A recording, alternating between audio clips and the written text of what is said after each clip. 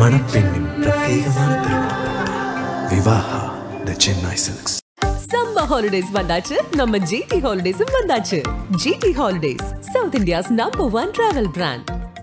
பழைய நகையை கொடுத்து வைட் 11 monthsல அதே அடைக்கு புது நகையை எடுத்துக்கோங்க. எக்ஸ்ட்ராவா ₹1 தர வேண்டாம். Magic old gold exchange. Ramar என்ற ஒரு பிம்பத்தை கட்டமைத்து பல்வேறு மாநிலங்களில் ஆட்சி பொறுப்புக்கு வந்தார்கள். அதே போல தமிழ்நாட்டில் முருகனை கையில் எடுத்திருக்கின்றார்கள்.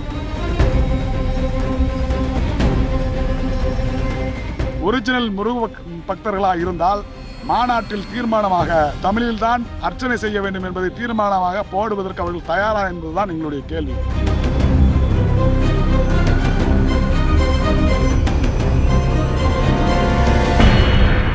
மதுரை பாண்டிக்கோவில் அருகே உள்ள அம்மா திடலில் இந்து முன்னணி சார்பில் முருக பக்தர்கள் மாநாடு நடைபெறுகிறது. இதற்காக ஒரே இடத்தில் அறுவடை வீடுகள் அமைக்கப்பட்டிருக்கிறது.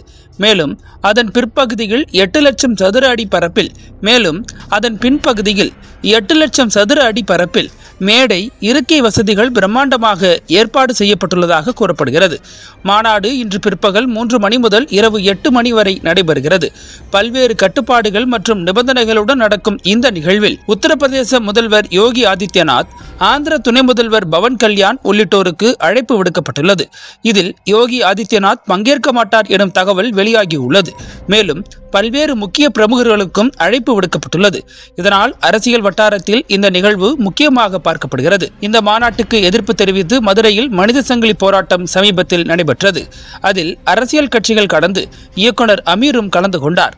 அமீர் முருகன் பெயரை பயன்படுத்தி கலவரம் செய்ய முயல்பவர்களுக்கு எதிராகவே இந்த போராட்டம் என தெளிவுபடுத்தினார்.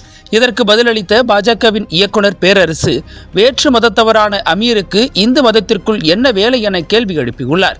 மறுபுறம் இந்த மாநாட்டை மையமாக வைத்து திண்டுக்கல்லில் கம்யூனிஸ்ட் கட்சியினர் மற்றும் பாஜகவினர் இடையே மோதல் ஏற்பட்டுள்ளது. இந்த நிலையில் மதுரையில் திடீரென மூவேந்தர் புலிப்படை சார்பில் போஸ்டர்கள் ஒட்டப்பட்டுள்ளன. அதில் தமிழ் கடவுள் முருகனுக்கு சமஸ்கிருத வேதம் எதற்கு, தமிழில் வேதம் ஓத தீர்மானம் நிறைவேற்ற தயாரா, அனைத்து சாதியினரையும் அர்ச்சகராக நியமனம் செய்ய தீர்மானம் நிறைவேற்ற தயாரா என கேள்விகள் எழுப்பப்பட்டுள்ளன. இது தொடர்பாக மூவேந்தர் புலிப்படை தலைவர் வழக்கறிஞர் சே பாஸ்கரிடம் நாம் எழுப்பிய கேள்விகளும் அவரின் பதில்களும் பின்வருமாறு. சார், இந்த முருக பக்தர் மாநாடு இந்து முன்னணி சார்பாக நடத்துகிறாங்க. இதுக்கு நீங்கள் ஒரு போஸ்ட் அடிச்சிருக்கீங்க. அந்த போஸ்ட் குறித்து உங்கள்கிட்ட கேட்குறதுக்கு தான் நான் வந்தேன். என்ன காரணம், உங்கள் கோரிக்கை என்ன? அதாவது இந்தியா முழுமைக்கும் பாஜக தொடர்ந்து அப்பாவி மக்களையும் எளிய மக்களையும் குறிவைத்து காய் நகர்த்தி கொண்டிருக்கிறது. வட மாநிலங்களில் ராமர் என்ற ஒரு பிம்பத்தை கட்டமைத்து பல்வேறு மாநிலங்களில் ஆட்சி பொறுப்புக்கு வந்தார்கள். அதே போல தமிழ்நாட்டில் முருகனை கையில் எடுத்திருக்கின்றார்கள். முருகனுக்கும் சனாதன சக்திகளுக்கும் தொடர்பு இருக்கிறதா என்றால் இல்லை. முருகன் அடிப்படையில் ஒரு தமிழ் கடவுள், தமிழர்களுக்கு சொந்தமானவர். சனாதனிகள் முருகனை கண்டால் அறவே ஆகாது. அப்படி என்றால் முருகனை கையில் எடுப்பதின் நோக்கம் அவர்களுக்கு தமிழ்நாட்டில் எப்படியாவது முருகனை கொண்டு வந்து இங்கே ஏதாவது அதிகாரத்திற்கு நோக்கி நகர முடியுமா அல்லது அதிகாரத்தை கைப்பற்ற முடியுமா என்பதுதான் அவர்கள் இலக்காக இருக்கின்றது. அந்த அடிப்படையில் தான் முருகனை ஏற்கனவே பாஜகவினுடைய தமிழ்நாடு பொறுப்பில் இருந்த முருகன் வேல் யாத்திரை நடத்தினார். அதிலும் அவர்களுக்கு ஒன்றும் செய்ய முடியவில்லை. எந்தவித பருப்பும் இங்கே வேகவில்லை. இப்பொழுது நேரடியாகவே முருகனை கையில் எடுத்திருக்கின்றார்கள். ஆனாலும் கூட இது தமிழ் மண், தமிழர்களுக்கு சொந்தமான மண். தமிழ்நாடு எப்பொழுதும் விழிப்போடு இருக்கும். அறவே இது போன்ற போலி வேடதாரிகளையும் போலி முருக பக்தர்களையும் ஒருபோதும் நம்ப மாட்டார்கள், நம்பவும் கூடாது என்பதுதான் எங்களுடைய கோரிக்கை. அந்த போஸ்டரோட நோக்கம் என்னன்னு, அதாவது நீ எல்லா பெருங்கோவில்களிலும், அது மீனாட்சி அம்மன் கோவிலாக இருந்தாலும் சரி, திருச்செந்தூர் சுப்பிரமணிய முருகன் கோவிலாக இருந்தாலும் சரி, திருப்பரங்குன்றம் கோவிலாக இருந்தாலும் சரி, பழனி முருகன் கோவிலாக இருந்தாலும் சரி, எல்லா கோவில்களிலும் சமஸ்கிருதத்தில் மட்டும்தான் வழிபாடு நடத்தப்படுகின்றது, அர்ச்சனை செய்யப்படுகின்றது. மாநாட்டில் உண்மையிலேயே அவர்கள் ஒரிஜினல் முருக பக்தர்களாக இருந்தால் மாநாட்டில் தீர்மானமாக தமிழில்தான் அர்ச்சனை செய்ய வேண்டும் என்பதை தீர்மானமாக போடுவதற்கு அவர்கள் தயாரா என்பதுதான் எங்களுடைய கேள்வி. அதோடு மட்டுமல்ல, தமிழ்நாட்டில் தமிழ் பண்டாரங்கள் என்று சொல்லக்கூடிய அந்த சமூகம் தான் பழனி கோவில் உட்பட பல்வேறு கோவில்களில் அர்ச்சனை செய்தார்கள். அவர்களை கோவிலை விட்டு அப்புறப்படுத்திவிட்டு இன்றைக்கு அந்த கோவிலை பார்ப்பனர்கள் கைப்பற்றி விட்டார்கள். மீண்டும் எங்களுடைய தமிழ் பண்டாரங்களை கோவிலில் அர்ச்சகர்களாக நியமிக்க முடியுமா, அதை ஆதரித்து அவர்களால் தீர்மானம் போட முடியுமா என்பதுதான் எங்களுக்கு உள்ளார்ந்த கேள்வி. அந்த அடிப்படையில் தான் அந்த சுவரொட்டியை நாங்கள் எச்சரித்திருக்கின்றோம். இன்னைக்கு வந்து கவர்னர் ஆர்.என். ரவி வந்திருக்காங்க. நாளைக்கு வந்து ஹெச் ராஜாலேருந்து எல்லா தலைவர்களும் இங்கே வர்றாங்க. இது போக உத்தரப்பிரதேச முதல்வர் யோகி ஆதித்யநாத் வர்றாங்கன்னு சொல்கிறாங்க. பவன் கல்யாண் வர்றாங்கிறாங்க. இது குறித்து உங்கள் கருத்து? அதாவது முருகனுக்கும் ஹெச் ராஜாவிற்கும் நேரடியாக சம்பந்தம் இருக்கின்றதா என்றால் இல்லை. முருகன் அடிப்படையில் ஒரு குறிஞ்சி நில தலைவன். குறிஞ்சி நிலம் என்பது மலையும் மலை சார்ந்த இடமும், குறவன் குறப்பியர் வாழக்கூடிய இடம். அவர் தமிழர்களின் தொன்மக்குடிகள் தான் குறவர்களும் குறத்திகளும். ஹெச் ராஜாவிற்கும் குறவர்களுக்கும் என்ன சம்பந்தம், ஹெச் ராஜாவிற்கும் முருகனுக்கு என்ன சம்பந்தம்? அடிப்படையில் அரசியல் செய்வதற்காக முருகனை கையில் எடுத்திருக்கிறார். ஹெச் ராஜாவில் என்னைக்காவது காவடி தூக்க முடியுமா? பழனி தைப்பூசத்திற்கு காரைக்குடியிலிருந்து ஆயிரக்கணக்கான நகரத்தார்கள் காவடி தூக்கி வருகின்றார்கள்.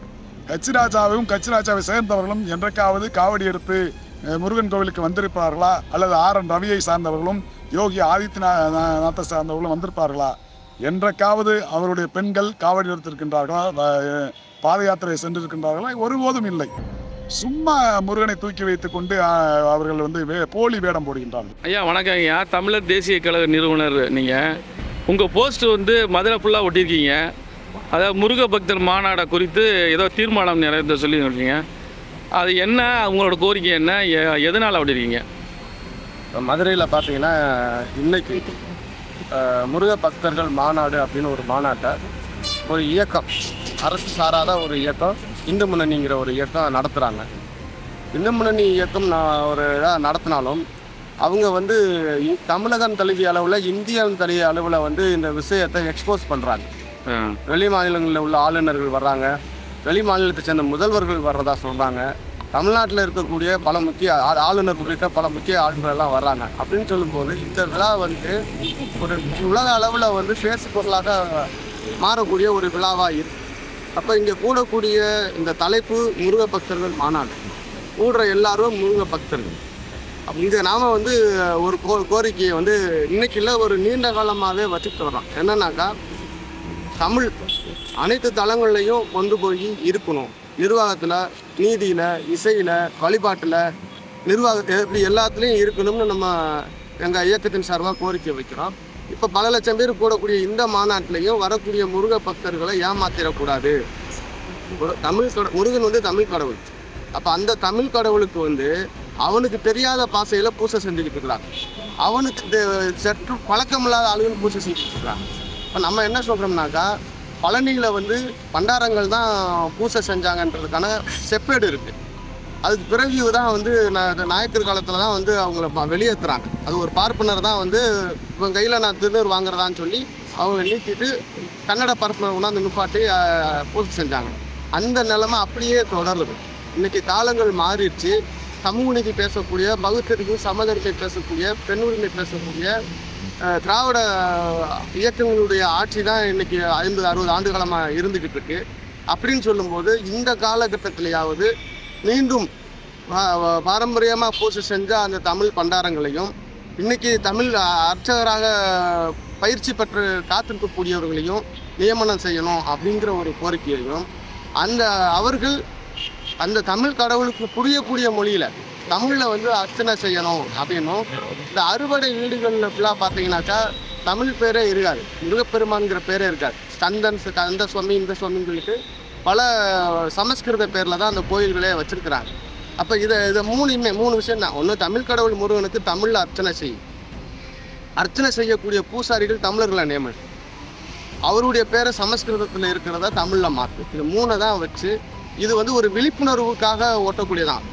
இந்த இந்து முன்னணி வந்து இவ்வளவு பேரை நீங்கள் கூட்டுறீங்க, கண்டிப்பாக தீர்மானம் நிறைவேற்றுங்க. மாநில அரசுக்கு, மத்திய அரசுக்கு ஒரு தீர்மானத்தை நிறைவேற்றுவீங்க.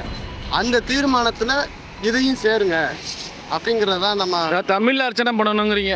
ஆமா, ஏற்கனவே சமஸ்கிருதத்துல பண்ணியிருக்கிறத இப்ப தமிழ்ல பண்ணணுங்கிறீங்க. அதை தீர்மானம் நிறைவேற்றணுங்கிறீங்க. ஆமா. இந்த மாநாட்டுல. ஆமா. சரிங்க, உங்க போஸ்ட் அங்கங்க கிழிஞ்சிருக்கே. இல்ல அதுக்கு என்னன்னாக்கா, அது என்னக்கா விஷயம் என்னன்னாக்கா, நடத்துறது இந்து முன்னணி, ஆள்றது வந்து திராவிட முன்னேற்ற கழகம். திராவிட முன்னேற்ற கழகத்தினுடைய கொள்கைக்கு நேர் எதிரானவர்கள் இந்த பாசிச சக்திகள் தான் நடத்துறாங்க. ஆனா நம்ம ஒட்டக்கூடிய போஸ்டர் வந்து அரசுக்கு எதிரான போஸ்டரும் கிடையாது, இந்து முன்னணிக்கு எதிரான போஸ்டரும் கிடையாது. முருக பக்தர்களுடைய எண்ணத்தை இயக்கத்தை வெளிப்படுத்தக்கூடிய ஒரு கோரிக்கை போஸ்டர். ஆனா இந்த போஸ்டரை வந்து எங்கேயுமே ஒட்டுறதுக்கு காவல்துறை அனுமதிக்கல. இப்போ நீங்க பாத்தீங்கன்னாக்கா, இங்க தமிழ்நாட்டில் வந்து திராவிட மாடல் ஆட்சின்னு முதல்ல ஒரு மேடைக்கு மேடை சொல்றாரு, அவங்க கட்சி மாநாட்டுகளில் பேசுறாரு, சாதனைகளை பற்றி பேசுறாரு. ஆனால் நிர்வாகத்தில் பார்த்தீங்கன்னாக்கா முழுக்க முழுக்க இந்துத்துவ மயமாக்கப்பட்டுச்சு. அரசு அதிகாரிகள் பல பேர் வந்து இந்த மாநாட்டுக்கு மறைமுகமாக நேரடியாக ஒத்துழைப்பாக இருக்கிறாங்க. அதே மாதிரி இந்த காவல்துறை பார்த்தீங்கன்னாக்கா ஒரு கண்டன போஸ்டராக இருந்தால் கூட சரி, தடுக்கத்தா கூட பரவாயில்ல. இது வந்து ஒரு விழிப்புணர்வு போஸ்டர், இந்த போஸ்டர் கூட ஒட்டுறதுக்கு அனுமதிக்கலை. இது ஒரு கோரிக்கை வைக்கிறீங்க. அந்த போஸ்டர் கோரிக்கை தான். நம்ம நாளைக்கே இவங்க நிறைவேற்றிடுவாங்க, இவங்க நிறைவேற்றினோன்னா அரசாங்கம் செஞ்சிருன்ற நம்பிக்கை இல்லை. இது கிட்டத்தட்ட பல 100 வருஷமாக நம்ம வந்து கோரிக்கை வச்சு போராடிக்கிட்டு இருக்கோம். ஆனாலும் அது அந்த வாய்ப்பு சூழல் அமையும் போது நம்ம அந்த கோரிக்கையை முன் வச்சு மக்கள்கிட்ட ஒரு விழிப்புணர்வு ஏற்படுத்தணுங்கிற அடிப்படையில் அதை செய்கிறோம். ஆனால் நீங்கள் இன்னைக்கு பார்த்தீங்கன்னாக்கா தமிழ்நாட்டில் குறிப்பாக மதுரையில் இந்த கோரிக்கையை மையமாக வச்சு எங்கேயுமே போஸ்டர் ஒட்டப்படலை காவல்துறை.